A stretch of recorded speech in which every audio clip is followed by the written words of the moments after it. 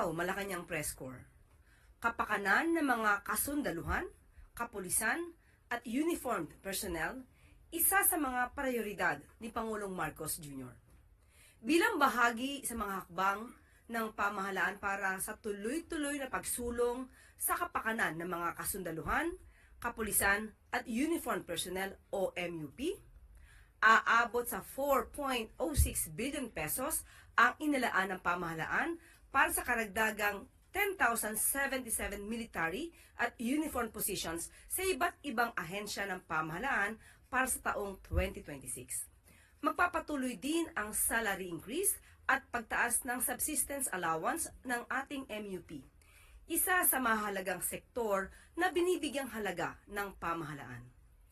Ang adjustments ay bahagi ng pagkilala ni Pangulong Marcos Jr. sa ating military at uniformed personnel, sa kanilang kabayanihan, sa buhay na handang ialay para sa bayan, sa kanilang pagod upang masiguro ang kaayusan, kapayapaan at kaligtasan ng lahat, sa kanilang tapang at higit sa lahat, sa kanilang sakripisyo para sa bayan.